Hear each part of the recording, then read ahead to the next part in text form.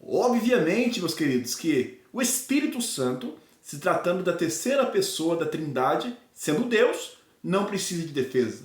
Mas a visão teológica do pentecostalismo, sim. E para tanto estou aqui. Quero começar a trazer para vocês algumas citações bíblicas e dizer para vocês que os crentes, ao nível de introdução, são crentes pentecostais, racionais e que crê piamente na atuação do Espírito Santo.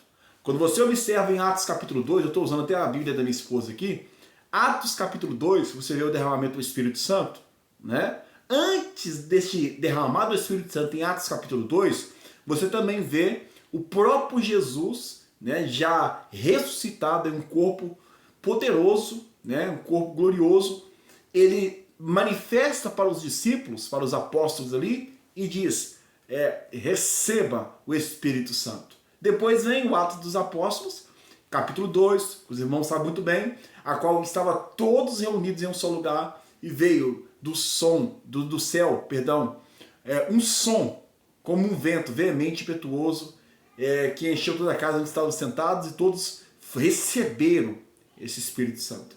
Nós cremos no batismo do Espírito Santo, no poder do Espírito Santo, nós pentecostais, porque a Bíblia diz claramente sobre os dons, sobre a atuação dos dons. Quando você observa, vamos para a Bíblia, e mais uma vez não observe a cor, porque é da minha esposa, eu tenho algumas Bíblias aqui, Atos não, irmãos, vamos aqui para Marcos, observe comigo aqui, Marcos, capítulo, olha aqui, o capítulo 16, versículo 15, e disse-lhes, ide por todo o mundo, e pregai o evangelho a toda criatura, quem crê e for batizado será salvo, quem, porém, não crer será condenado, e estes sinais seguirão aos que creem. Presbítero Paulo, quais os sinais? Vamos lá? Louvado seja Deus.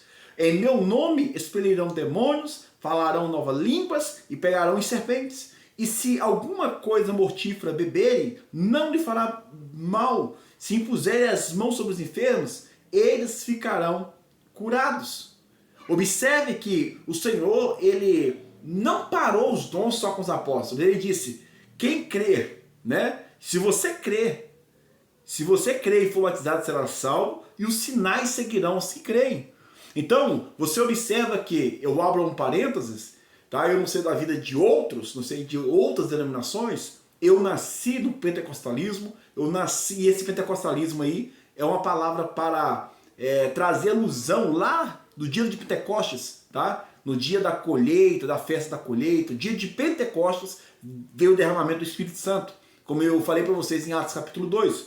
Sendo assim, nós somos titulados aí pentecostais devido àquilo que aconteceu naquela data. Pois bem, a Bíblia vai dizer que os sinais seguirão os que creem. Você observa, esse é o parênteses que eu ia abrir, e ainda eu vou começar ele agora. Todos os crentes pentecostais creem que devem orar muito, creem que devem santificar, vigiar, jejuar. Você vê crentes subindo no monte, descendo no monte, vê crentes virando a noite em oração e por aí vai. Pelo menos era para ser assim, né? Sendo assim, o Espírito Santo, ele vai ser fortíssimo, dominador completamente dessa pessoa. E a carne, a pecaminosidade vai ser por último lugar. Não vai ter poder. Por quê? A presença de Deus na vida dessa pessoa é uma pessoa que santifica, que consagra, que ora, que jejuma. Ela está com muita comunhão com o Espírito Santo. E por isso você vai ver na vida dessas pessoas dons espirituais.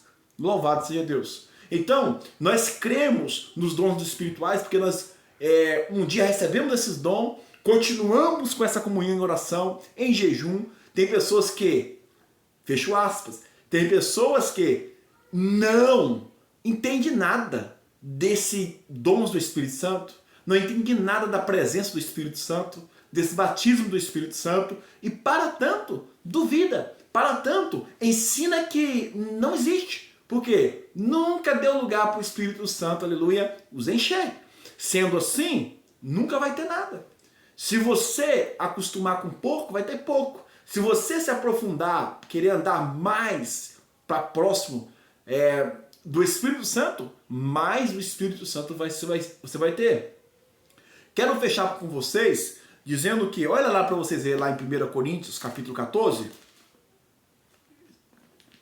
Olha aqui, ó, que vai tratar sobre o dom da profecia, que vai tratar sobre o dom de línguas.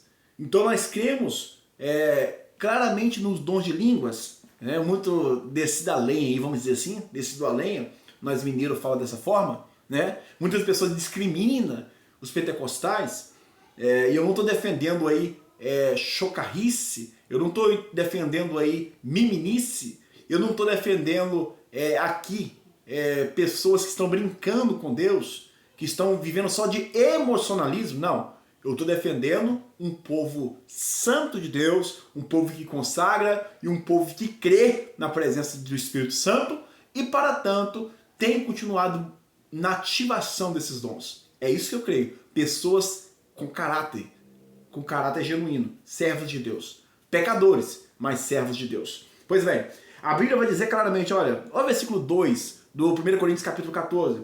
Pois quem fala em outra língua não fala a homens, senão a Deus, visto que ninguém o entende. Em espírito fala mistérios. É por isso que a gente crê, irmãos. Né? Vocês sabem muito bem, se vocês não sabem, existe a questão da glossolalia e xenolalia, que é a palavra no original, que diz claramente que lá no contexto de Atos capítulo 2, por exemplo, era idiomática. Aqui no 1 Coríntios capítulo 14 já era questão de línguas espirituais, né? Línguas dos anjos. Então nós cremos, nós não estamos brincando. Foi o Senhor que nos chamou, foi o Senhor que nos capacitou. Então, quando eu recebi o batismo do Espírito Santo, a presença de Deus, nunca mais quis largar, porque é muito gostoso. E você prega com poder, você vê quantas mensagens vazias, quantas pessoas pregando em frio. A igreja deles é proibida até dar glória a Deus. A igreja deles é proibida até dar bate-palmas, sendo que lá o salmista diz bater palmas, salmodiar o Senhor. Então eu finalizo aqui, deixando alguns pontos da minha defesa particular bíblica, teológica, de que Jesus, ele deixou o Consolador e ele batiza. Por isso nós somos pentecostais. Se você gostou do vídeo, comente, curta e compartilhe. Deus abençoe.